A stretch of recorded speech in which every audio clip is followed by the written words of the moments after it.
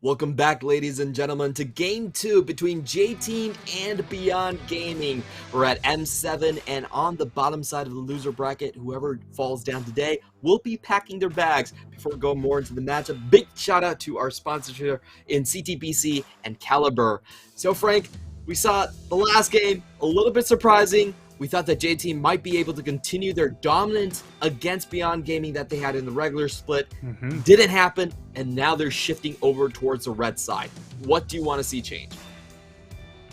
Going over to the red side, of course, one of the big focuses now you have counter pick, right? And I have to say, Uniboy, not really that counter pick player. So we then have to turn our eyes over to Driver. He's played a multitude of champions, and I think this is a player that can play around that R5 counter pick very effectively. So save some of that draft priority for him. Make sure he gets the best matchup possible, and then shift your attention away from that bot lane. I want to see MF. I want to see Ash come in.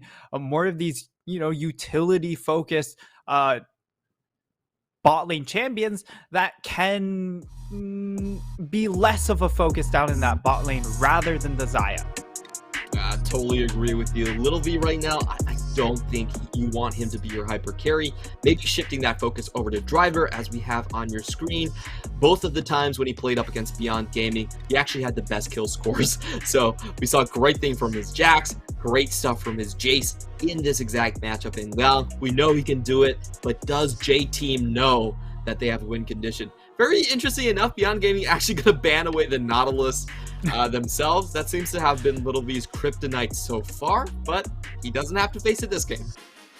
Yeah, and it clearly shows that Beyond Gaming have something in mind for this first pick that's not going to be Nautilus. I was kind of memeing off camera that, hey, what if we just see Beyond Gaming lock in the Nautilus first pick, but it will be the Ahri that they have their eyes on, because J-Team, they ban away the Vex. They don't want to see Minji back onto this champion, and now Minji gets his next best option in the Ahri pick. I'll be completely honest, I feel like his Ahri's even better than his Vex, and Ahri has fewer bad matchups in the mid lane overall. We'll see how this one goes, but to me, it was a little bit surprising. I think most teams we've seen prefer to ban the Ahri rather than the Vex. J-Team gonna lock in the Aphelios here.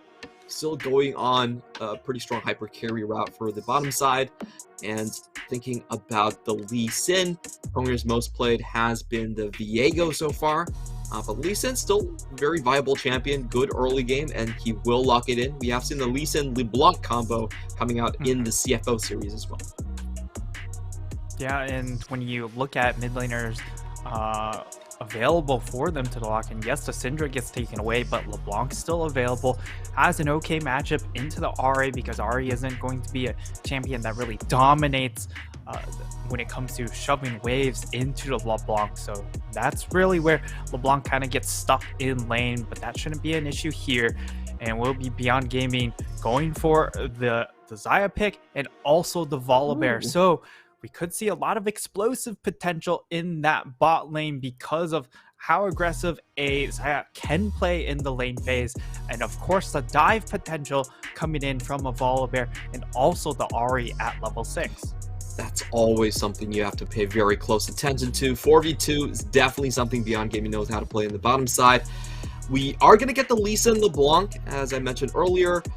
Against the CFO series, we didn't see it actually work out against Mission and Gemini, but this time against Minji and Husha, to be completely honest, I feel this is a weaker duo, so we definitely could see it come out swinging.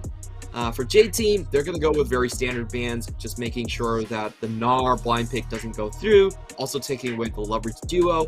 But in the meantime, Beyond Gaming taking away via Jax really signals, Beyond's best champion still on the board. That Tryndamere could still come through. Yeah, now J-Team, the question becomes what would be your pick into the Tryndamere, because I feel like Beyond Gaming, if given the option, they will go ahead lock that in. And for J-Team, just just want to take away the next best option when it comes to that bot lane engage power. They will opt for the Leona. The set definitely did not work out, although it looked like it could be a good fit compositionally. When it went onto the Rift, really looked out of sorts. Yeah, not really a champion Enzo has played a lot of. And with the Jacks off the table, do Beyond Gaming feel comfortable enough to lock this in? Yes, they will go with Liang's best champion of the split in the Tryndamere. Now all they need to figure out is a support right here. Typically, Kino has played a lot of engaged supports, but in playoffs, he's also played the Zillion. So that could be a potential chance to keep a zombie Tryndamere alive forever. Well, they're not really considering that one just yet. Gonna go for a neutralizing matchup with the Alistar.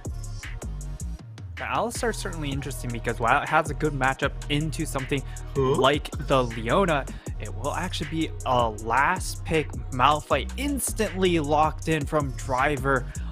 It could potentially be a rough time, honestly, for him in team fights because of how slippery some of these targets are on the side of Beyond Gaming. But when it comes to the individual matchup, it should be a relatively good time for Driver. But I'm somewhat underwhelmed by that last pick. I would have loved to see that last pick Fiora come out here against a Tryndamere highly volatile matchup. But if Fiora ever gets ahead in that matchup, it's just lights out for Tryndamere. I'm also fairly surprised by the last pick right here. I thought we were going to get something, the Graves, the Archon, the Jaces were all still up, and those are potential just lane stompers that you could go for, but yeah, Malphite does win the lane, but he's not the split pushing answer that we were talking about. He's not really going to win the game for you, isn't he? And I think that was the core issue that we were kind of looking at. Yes, the Tryndamere was somewhat effective, but when it came to these team fights, really struggled to find purchase. And yes, you delete Wako, but kind of what's after. So this time around, he'll have engage power for his team. That might be what they wanted to fix, but we'll see if he can actually carry. All right, we're going into this game with a whole new set of compositions right here. Beyond Gaming, gonna go for something I think they're very familiar with. Some of their best pocket picks across the board are on the map this time on the blue side. Tryndamere in the top, the Ahri from Minji. And on the other side, we do have a very strong Engage comp from J-Team. But once again, Engage hasn't really been their forte. So we'll see if they can shift gears and pull it off this time around. I have to say I'm a little bit disappointed because they're still pretty much relying on Lil V hypercarry with this setup. We've mentioned multiple times, we just don't think he's really in the form for it right now. We'll see if he can improve himself. Taking a look at the setups here, we are going to get Grasp in the top lane, so not the Comet. And we also have Little V starting off with the Cleanse. So we really should be seeing him getting caught out as much.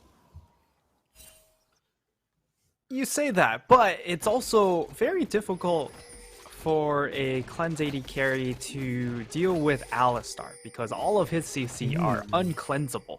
So that will be something to keep track of, and the only thing he will be able to dodge would be the stun coming in from the Volibear or the charm coming in for the Ahri. But when it comes to that bottom lane, I still like the look for Wako and Kino with having that counter engage possibilities from an Alistar. And Wako, he knows how to get the maximum out of a lane, and Xayah is one of those picks. You have to get the maximum through her lane power spikes. We are going to get a double grass start level 1, and it is going to end up as a trade that does favor Leon a little bit. He has a lot more regen coming into this lane. In the meanwhile, bottom side, the engage does go on, but this is what we see typically in the Alistar versus Leona matchup. Whoever starts first usually actually ends up losing the trade. As we can see, Kino very easily denying Enzo here. The J-Team do have the shove advantage, just about to hit level 2. And Beyond Gaming will back off with a thumbs down thrown in there as well. Yeah, and both of these supports going for the Glacial Augment approach here. And while both of these champions are perfectly fine taking it, of course, for the Alistar, he doesn't really get his extra durability until level 6. So these trades, starting from level 3, okay.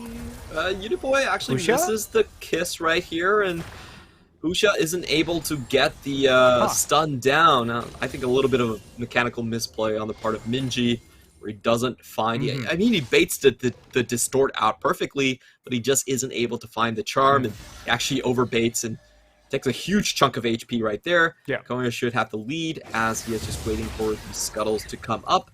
And they also know that this bot lane is now uncovered, so Konya could potentially be looking for a pathway towards the bottom lane. Let's see if Beyond Gaming are going to be aware of this one. In the meantime, Husha just going to start clearing his top side as he is behind a camp. Yeah, it would be a teleport used by Minji early on just to get back into this lane. A little bit surprising. He essentially just gets a bit more sustained here. So Minji, honestly, in these first 2 lane phases, not looking too great. Uniboy seems to be in control, but the issue, of course, has been in game number 1, it was about protecting Uniboy. Game number 2, how can he leverage his leads, because he's on a LeBlanc, which should be a lot safer when it comes to approaching team fights, but it also means he has to be able to effectively delete members before a lot of these fights start out. We do want to see him be able to, impact the fight and remain, I think, an aggressive, proactive posture compared to game 1. And he's doing a very good job at this. The lane trades have been going stellar for Uniboy. Once again, he dodges his out on both the Orb of Deception and the Charm from Minji. Just outdueling him in lane completely. He does have a good CS lead here. And now we do have Beyond Gaming pushing out on this bottom side, but they don't have vision control. So we will have Husha going into the bot lane here. And a very quiet early game. So I do want to take this time to ask you, who do you think will have the scaling advantage as this game goes forward here, and if the game pace just remains like this? I think scaling advantage goes to the side of Beyond Gaming because they are going to be able to get more and more damage with this comp, whereas on the flip side for J-Team, yes, you can output a lot of damage with this Aphelios, but he's really the only one that's going to be able to continue to scale up, and there's so many threats that he has to dodge out on. A Volibear, an Alistar, an Ahri, a Tryndamere. There are a lot of targets. It's very similar to game 1 with what Wako had to deal with, right? But J-Team, they weren't able to execute around that condition. However, I think for Beyond Gaming in this game, they should be able to. Yeah, hopefully they will, I think for J-Team's sake, they get a little bit more output from Little V.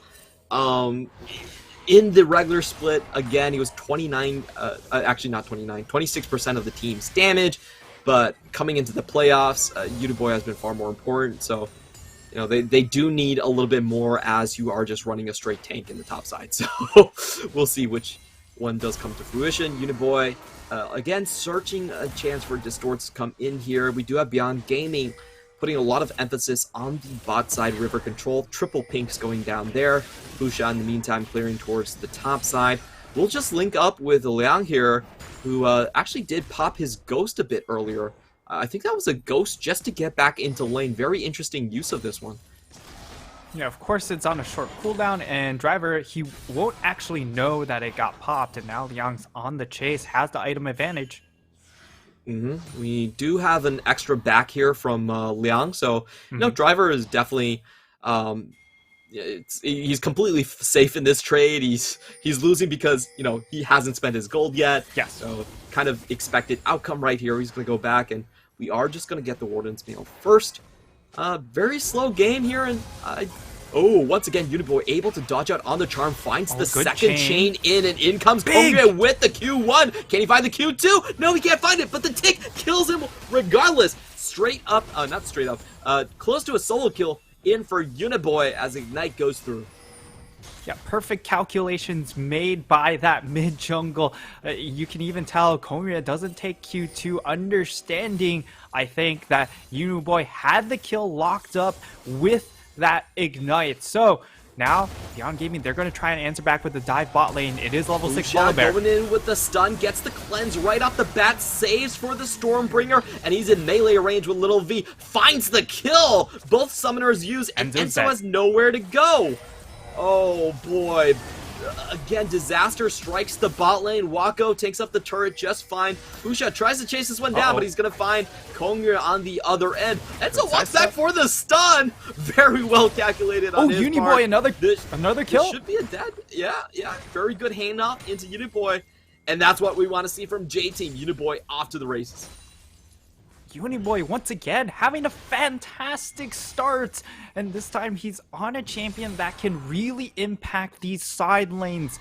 Now 2-0, has a completed Cirque boost. There's just so much damage potentially coming out in this mid game here. If we get to see the replay, like Lil V still unable to play the game. I don't think he's gotten to really play in playoffs so far, and Enzo, he does a fantastic job pathing away, waiting for his cooldowns, buying time, and then flashing at the last moment. And he's actually able to keep his life here as we do get backup arriving, and this is also brilliant handoff to Uniboy as well. Such a smooth play coming in from Mental. I thought he was a dead man for sure. There was no way he should have survived that one, but he does get out regardless. Meanwhile, Uniboy holding down the mid lane with the 2-0-0 is going to allow J-Team to not only swap, but take this Herald completely uncontested.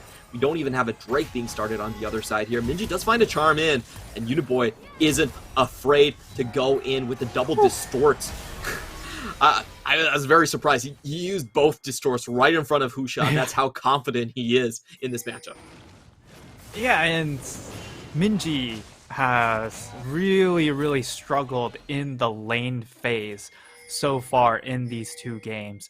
Didn't look great on the Vex. Of course, you can chalk it up to the matchup, but now against the LeBlanc, he's really missed every single charm that's been when the opportunity has presented itself. So need to see him perform once more when it comes to these team fights, when it comes to the objective approaches. But at the moment, like, J-Team really playing around this mid jungle to a T. Do have the two-man push in here, and Little V is caught out again. No summoners. Leon pops his ghost right out the bat, and Little V should just go down here. There's no way he should be able to survive this one. Kino will have to use his ultimate, but it doesn't matter. They're just trying to tilt the AD carry as much as possible. In the meantime, Driver goes in for the unstoppable force onto Wako. Wako with the Feather Storm will survive that one and take stock of things. It does look like J-Team will likely get this mid lane tower, but at the cost of just Little V is, I gotta say, he's just not up to form. Yeah, and Aphelios is one of those champions that you need to also get a little more out of the lane phase, I feel. Otherwise, you should be looking at, again, if you want to hyper carry, go for the Jinx. Otherwise, you should look at playing the MF or the Ashe into the Xayah matchup. And so far, it's been a rough 5-game playoff run for Lil V. Fortunately for him, game number 5 for him isn't quite over, so he can still bounce back when it gets to that team fight phase. But so far, it looks like Beyond Gaming has his number as well. I will give Little V bounce back and reclaim his former glory here. Have a big wave pushing down and Hushak going over to defend. But currently on the map, it is still J-Team in the lead. You know, we still have to make that abundantly clear. Boy and Kongya should be able to move across the map wherever they want to go. And unfortunately for me, I'm experiencing a bit of freeze on my screen here, so you might have to cue us in, sorry Frank, about what's happening as I try to sort through some of these technical difficulties here. Yeah, and as we look at some of the power spikes, we do have the Frozen Heart now completed by Driver. It's a pretty strong item completion here against the likes of a Tryndamere and also the Xayah. So that's a good look as Hongra, he will get charmed up. Minji playing around, does have to use the ultimate though, and that'll be a big cooldown to keep track of as Uniboy now. He should have the possibilities of finding that kill once the opportunity presents itself. Driver, he's going for a 1v1. He's a level down, but he has a completed Frozen Heart against a Hull Breaker. So Hull Breaker, of course, gives you those bonus stats. And, you know, if you're going to be pushing 1v1 against a tank, it does offer you a fair amount of power because you are also running the grass. So a lot of effective HP for Tryndamere. But certainly you like your chances as the Frozen Heart Malphite. Are you back? Thank you very much for play-by-play. We got it. Nightstar right there. This is thank you for covering. Hito's actually going to run forward and knock Little V back. Oh. He's caught up in no man's land, but this time around he does have help. The teleport is also incoming. Driver's looking for that juicy, unstoppable force. Can't find it just yet, but they will settle for some bear meat here as they get the first kill. The Drake is still about 1 minute away, but you know, they should be able to go in for a little bit more. Kongra gets the kick off onto Wako, but Wako able to dodge out onto Driver. Now Uniboy going for the backline, gets a distort, but Minji stays alive right here. Things are getting incredibly close. Will Kino fall down? Driver looking for the Q, but Minji turns him up, and they get the kill instead. This is actually turning up to be a 1-for-1. J-Team over Chase and give a free tower to Liang. Yeah, the moment, of course, you leave to make a teleport play against a Tryndamere, he will instantly destroy and annihilate your turret, and that's exactly what happens there. Yes, Driver able to find a great ultimate, but unfortunately, they were just too close to their tower to be able to secure the kills afterwards.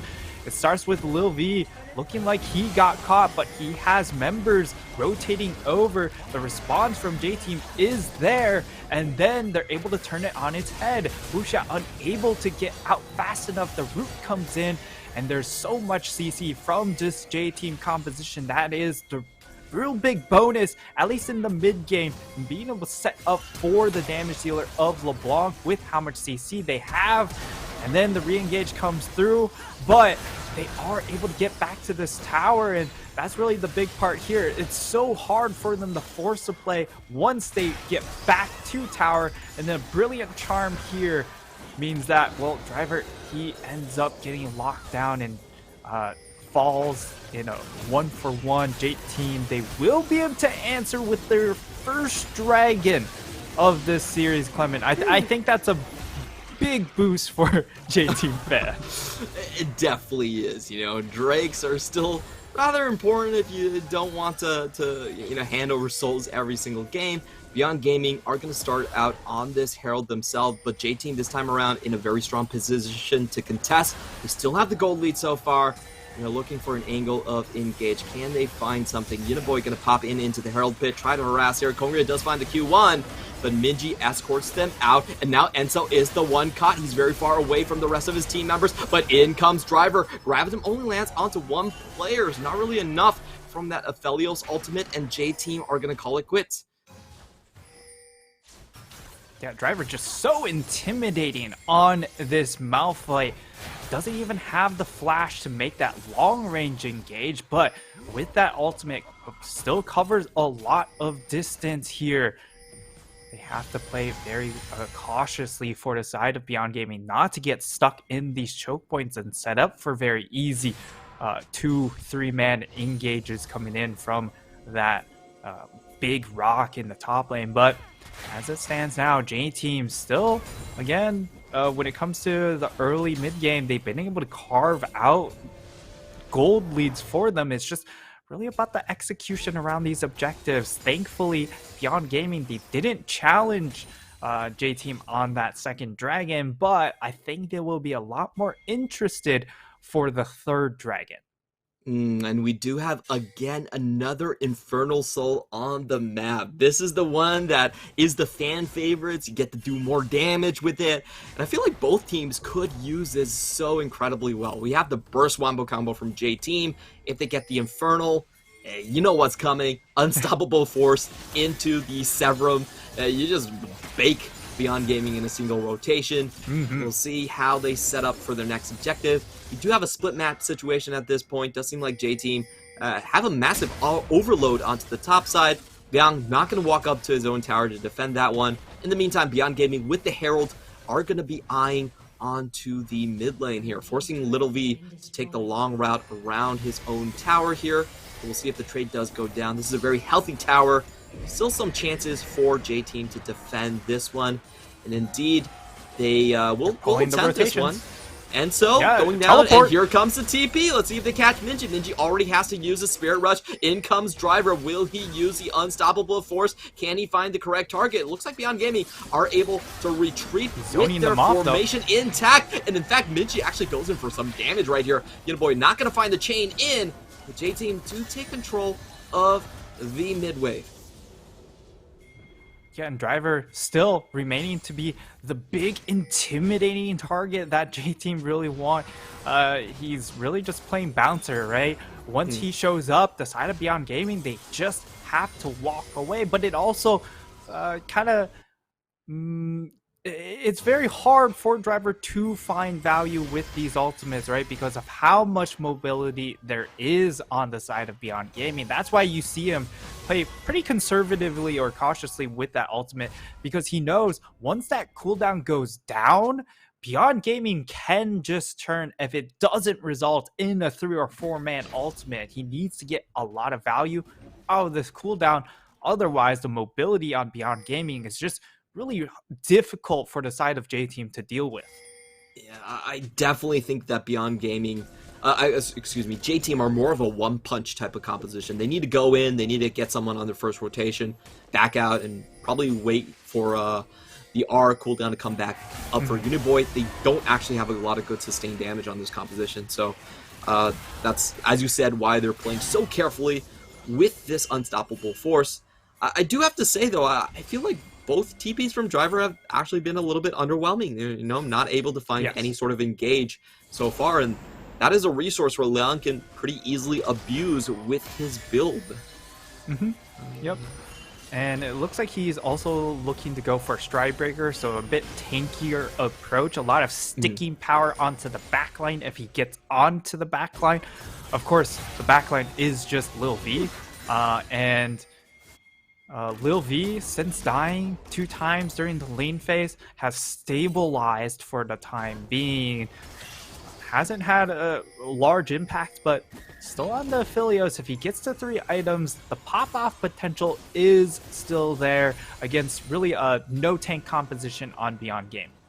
We have the perfect set of guns coming in from Little V, Severin grabbing them at the ready, and J-Team are in position for this fight. Uniboy also did a good job at chunking Kino down, almost forcing him to use the Unbreakable Will, and J-Team should just be starting this one up directly. Let's see how Beyond Gaming try to take the fight. They have no flanks to play with. They have to do a full frontal assault. Will they actually try to challenge? Looks like Beyond Gaming are just going to go for the mid lane tower in the meantime. Drake over to J-Team. Big win for them, and Enzo finds the engage onto Liang. Liang able to retreat, and there goes the Unstoppable Force. Now Minji wants to get some return damage, but not able to find the charm. Very inconclusive fight so far, but Uniboy does have that chase potential. He goes in, finds the Distort onto Wako, takes him down to half HP, and Enzo still looking for the target.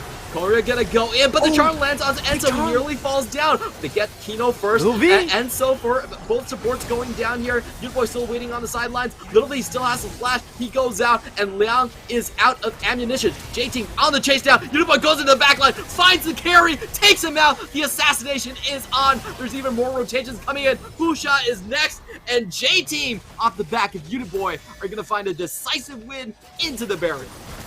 Yeah, it's 20 minutes now, and that means J-Team with a big team fight win, clear win there, means that they can turn their attention over to the Baron buff, and this is the series we were expecting. A lot more bite this time around from J-Team. In game number 2, they'll secure themselves a Baron and also secure themselves a 5k gold lead.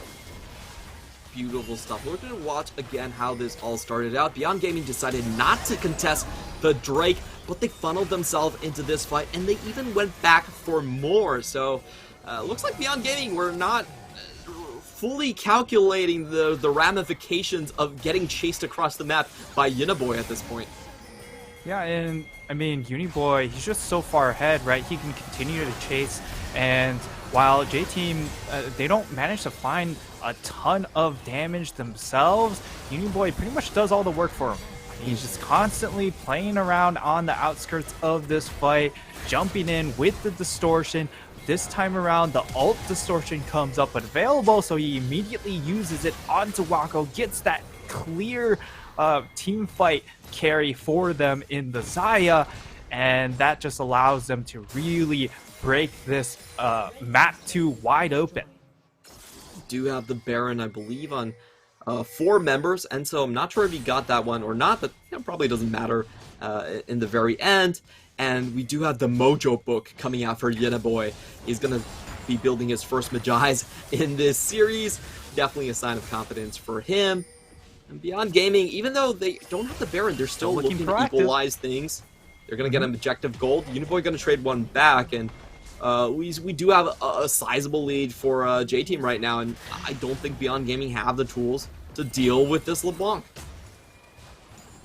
Yeah, and the issue is they don't have great lockdown onto something like the LeBlanc. It really comes down to Uniboy making a mistake himself and allowing him to get collapsed upon by the CC power of the Alistar that will make things a lot more difficult for him. But again, it's really on him to play these fights out, and so far he's played them to a T, looking really like the AHQ star that we saw way back when, before he moved to the LPL.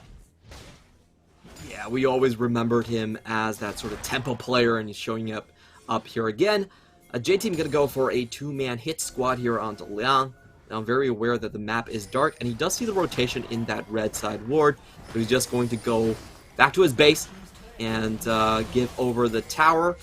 We do have a flank, potentially from Kino, but he is spotted on this ward. Let's see if something happens. Graviton approaching from Little V. He's waiting for everyone to get into place, and Kino senses something wrong. Very good spider senses there from the support. He flashes the emote, gets out of harm's way, but the push is still on at this point, and still doesn't feel like Beyond Gaming. Oh, they're going to start this one. That goes in with the WQ combo, and they force the ultimate off of Driver. That's a huge one. Down into the chase. They find the charm onto Enzo. Uniboy still not into the fake fight just yet. He's going to come in, and Wako takes a lot of damage, but he's still chasing forward. They find Little V. Little V is down. That's the main damage from J-Team. They're still trying to outplay this one, but they lose the front. Uniboy, he gets the flank, but he isn't able to impact. Oh, and once more, it's Lil V. That's the first to fall now. 0-3-2. Probably one of the most iconic J-Team members left in this roster. He's really letting his team down at the moment. Yes, instead of Philios, but he's just not given an opportunity to shine. But J-Team will be able to secure themselves their 3rd dragon, as we get to see the replay on how this fight turns out. Enzo misses out on the Leona E. That forces Driver in a bit of a precarious position. As a result, forced to use the ultimate, and that's just that big cooldown now gone. But Kino finds his way into the backline. 3-man knockup. That gives the opening to Liang to jump on in. They remove the only hyper carry on the side of J-Team. So while, yes, Uniboy is still alive and he is very, very scary, it's just, you're not too afraid of that LeBlanc if you're really all just balled up and you're not worried about any other damage dealing. That was... I felt like Uniboy did a good job with his positioning, but the front side of J-Team, they burned all of their cooldowns escaping from the tower shots, and that just let Little V kind of open. I don't think there was much that Little V could actually do there, you know? He didn't have his flash. Alistar flashing right on top of him, and he's just dead. So I can't really blame the Aphelios for that one. It's just J-Team, their front line, they kind of gave away a massive advantage with that Baron, but they're still in the game. And as you mentioned, they do have a massive gold lead, plus the Drake.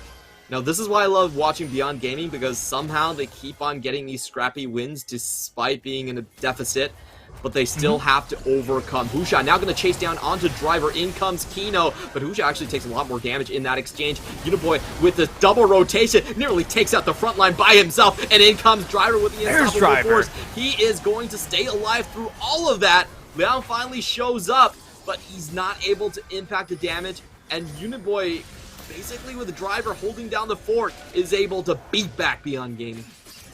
And what do you know? Driver, this time around, the fight looks completely different. Why? It's because he's ulting forward rather than backwards.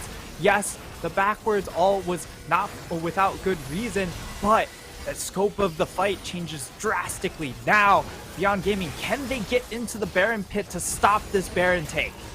It is a 4-for-1 Moonlight Vigil going to go down. Can they find Minji? He drops into stasis. He's still alive? He's about to die, and then we finally get a massive 4-man Blade Caller by Wako, but he's going to get chased down by Little V. That's the double kill. That's the mojo we wanted to see from our veterans right here. Liang trying to make something happen, but he's all alone, and that's going to be a wipe for J-Team. They now look uncontested against this Baron, but they are pinning down onto the base. Are they looking for a finish right here? Oh, no. They're just looking for the push. Excuse me.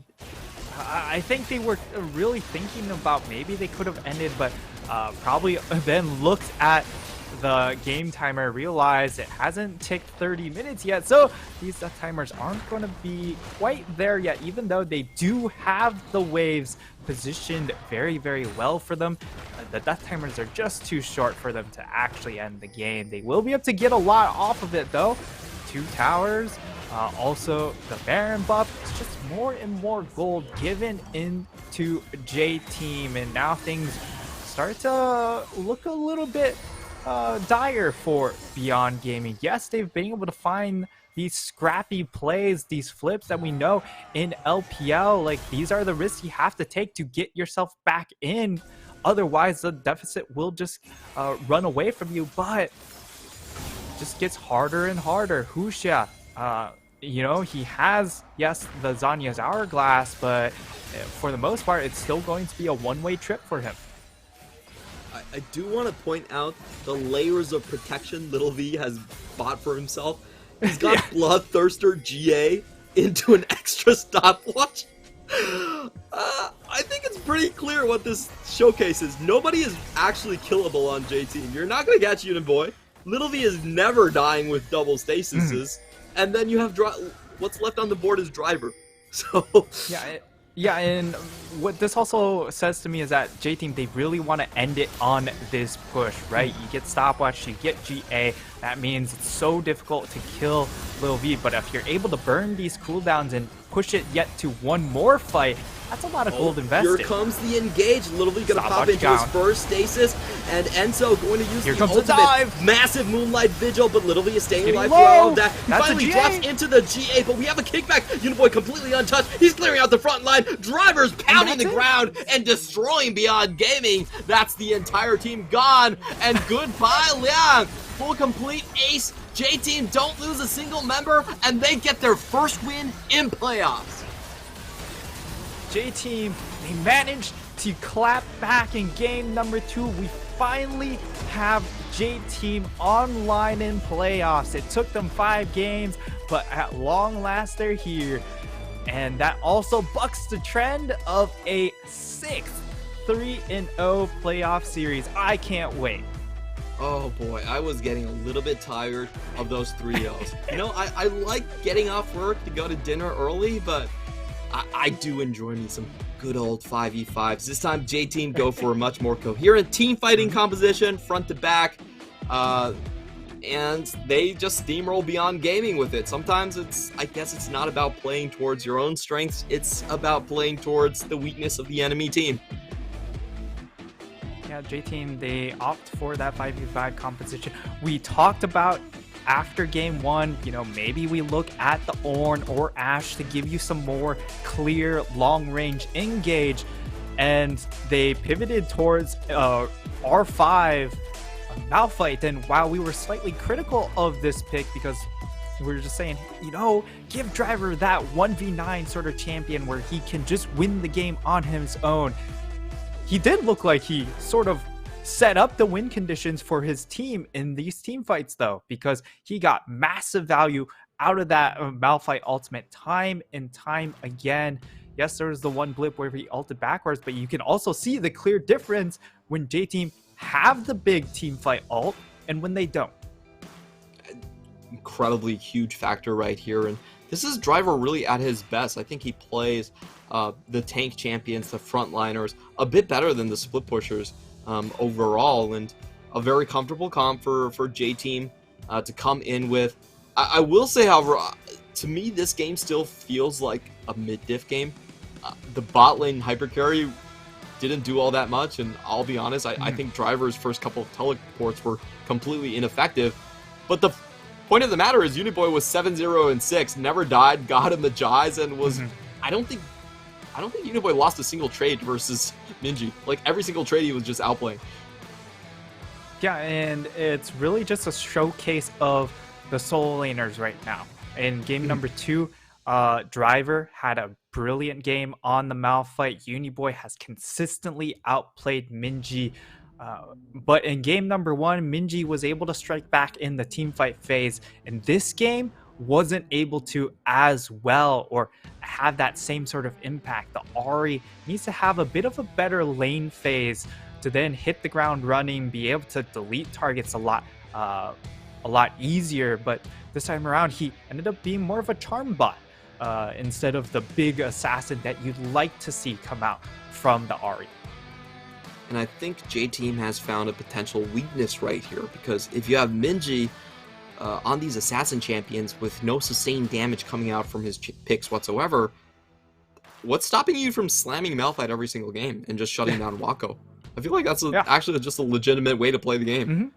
Yeah, and one of the big things, of course, with lethality carries is that they have a weakness to just these hyper tanks.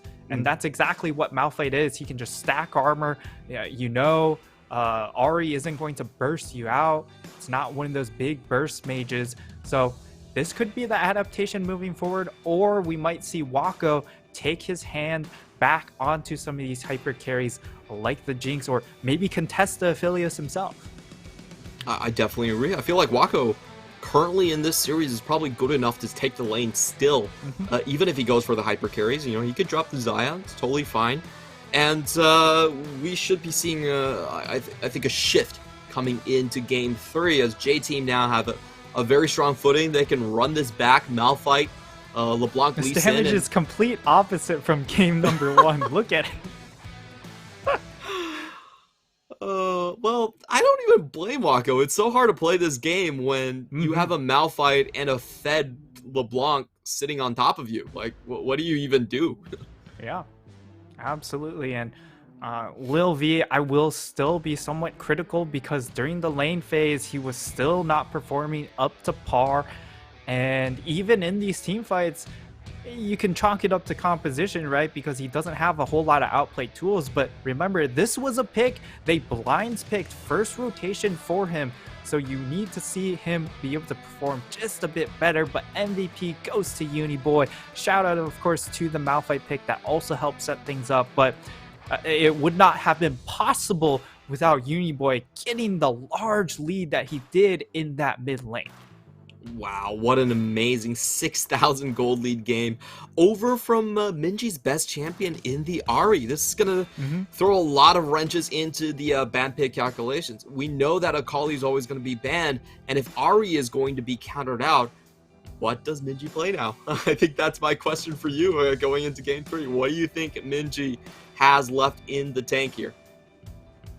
Yeah, I could now just shift in priorities to saying, hey, we're going to contest red side, make sure Minji gets his answer when it comes to that first phase, being able to counter pick against Uniboy, or it could be more of a, we'll stay on blue side and make sure we make Lil V as uncomfortable as possible, take away the Aphelios, force him back onto something like the Xayah, where he just doesn't look like he understands how to play the champion in lane.